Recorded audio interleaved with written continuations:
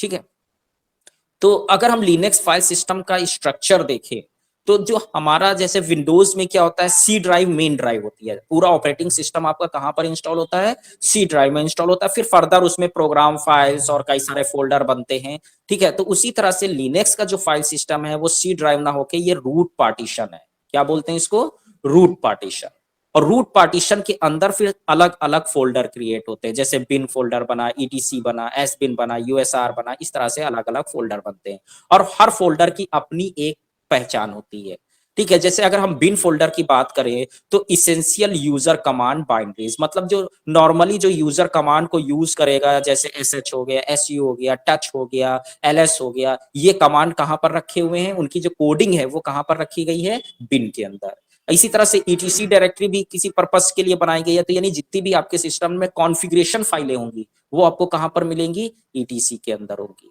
ठीक है, एस बिन ये किसके लिए है, ये आपके सिस्टम बाइनरीज है, मतलब जिससे हम सिस्टम में चेंजेस कर सकते हैं, जैसे हार्ड डिस्क पे पार्टीशन बनाना है, ठीक है, फॉर्मेट करना है, आपको आईपी में चेंजेस करने हैं।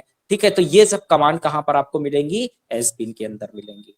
ठीक है, यूएसआर फोल्डर क्या है, read only user application support data binaries. ठीक है, तो ज्यादातर यूजर के कमांड जो यूज होते हैं वो आपको यहाँ पर मिल जाएंगे।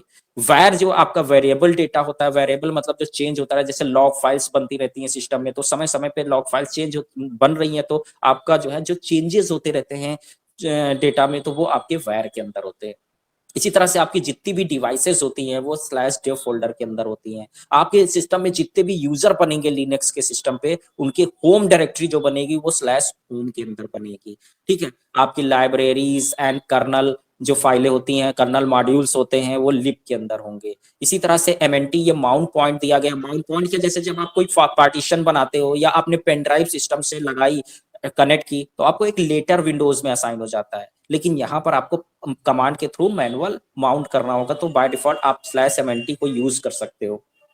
ओपीटी आपका क्या है, ये ऑप्शनल सॉफ्टवेयर एप्लीकेशंस हैं जो आप अलग से इंस्टॉल करते हो, तो वो फाइलें यहाँ पर इंस्टॉल होती। प्रॉक, ये जो है कर्नल जो होता है, वो जो है प्रोसेस और कर्नल इंफॉर्मेशन फाइल्स, जो कर्नल अपनी इंफॉर्मेशन को स्टोर करता है वो स्लैश प्रॉक डायरेक्टरी के अंदर स्टोर करता है। और स्लैश रूट जो हमारा सुपर यूजर होता है, उसकी होम डायरेक्टरी स्लैश रूट के नाम से होती है, तो वो रूट नाम की जो है फोल्डर के अंदर होगी।